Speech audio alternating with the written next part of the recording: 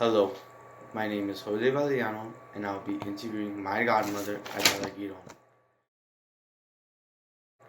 Her age is 61 years old and is a splendid being that has worked for so much in her life. In her childhood, she was incredibly smart and had a big interest in National Geographics. Born in Cuba, she wouldn't have an opportunity for a normal life. Therefore, she would face many challenges that would test her resolve. For many years, she was moved around from place to place. As a child, her father had to be looking for different jobs to sustain their wealth. With her intelligence being more outstanding than the normal, she was bullied for being more intellectual. She was also diagnosed with medical dyslexia at a very young age.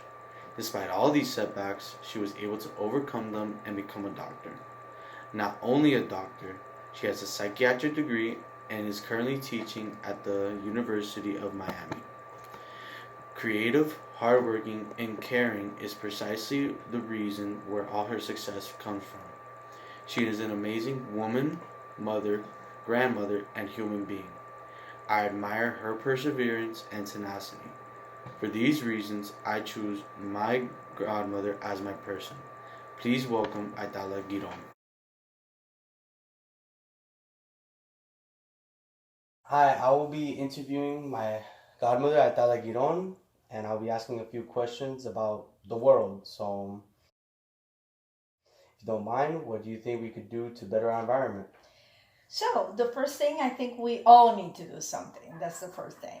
And we can all do small steps that we can all use to improve the environment. Simple things like walking to places, not using a car for everything, trying to dispose less things.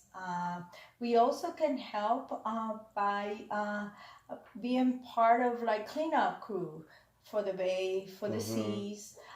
Being sure that if we see some trash on the floor or when we are on the beach, we'll pick it up so it won't go to our seas.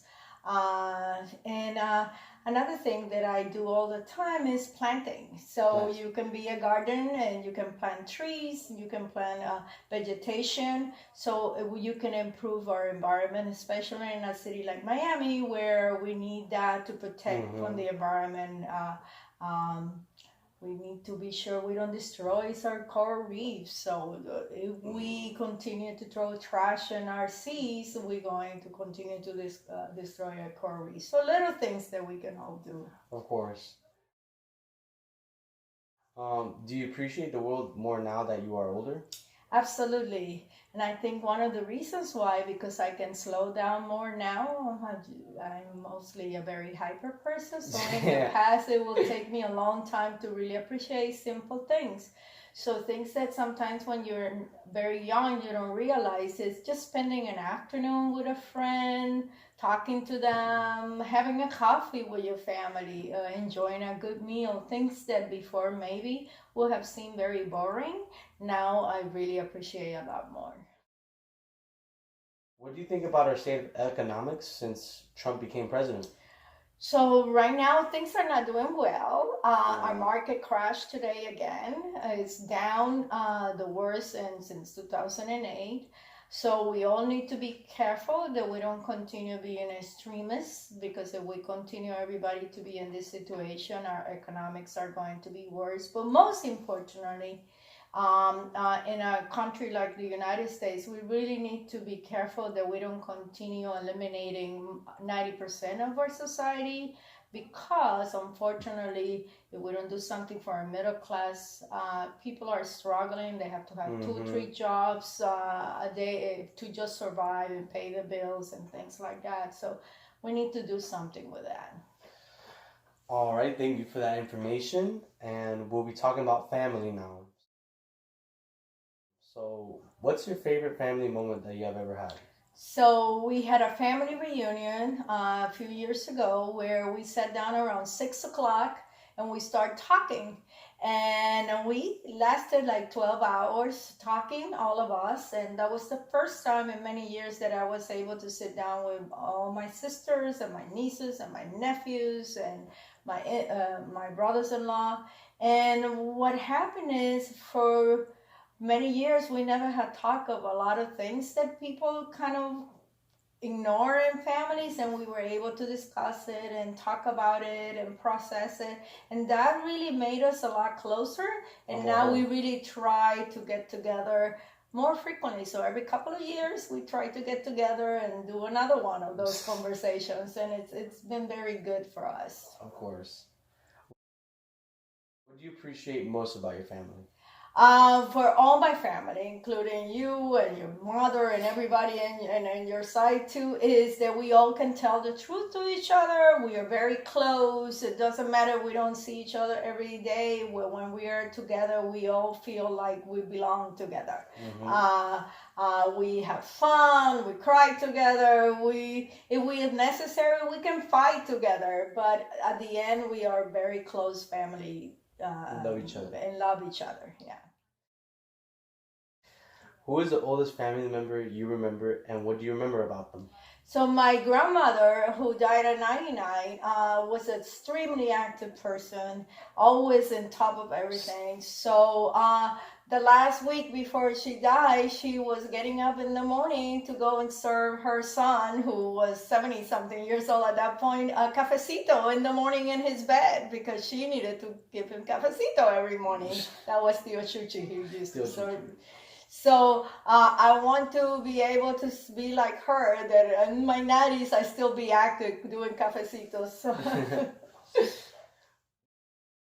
Now we're going to talk about some things about regret. What are your thoughts on regret in general? I try to minimize regret, because everything I have done in my life, I have done it because I wanted to, and because I thought I needed to do it. So I don't have too many regrets. And even if I can call it regret, they may not have been regrets. Maybe way I try to think of it, things that I could have done better. So I was not an active child when I was younger, so I think I should have started a lot earlier to do exercise, be involved in sports, things like that. So when I finally decided to do it, took me a lot longer to get in shape. So now I try to keep up with it. Keep up.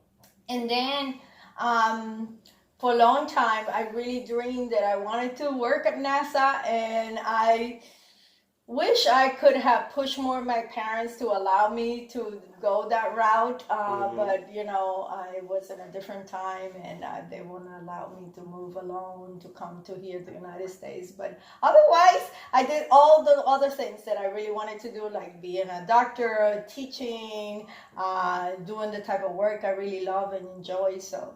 Well, you can still become a NASA. Not now, but I can follow them. You can follow them. Yeah.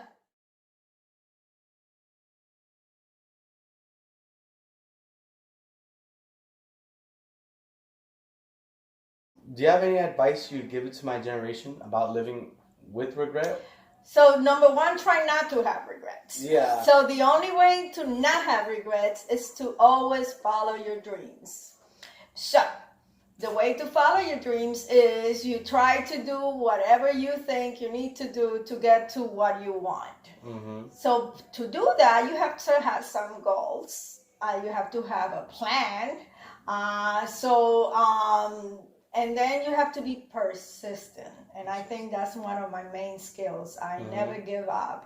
It may take me a long time to get where I want to go or what I want to do, but I keep trying and trying. If it doesn't work one way, you have to do it a different way. But at the end, I try to get to where I propose myself. You always want to get where you want to go. Yeah. So because of that, I suggest everybody try not to have regrets, and the only way to not have regrets is to be persistent. Be persistent. All right. Thank you so much for this interview, Aidala, and I've always considered you to be one of the best persons that I've known, and it's just really great to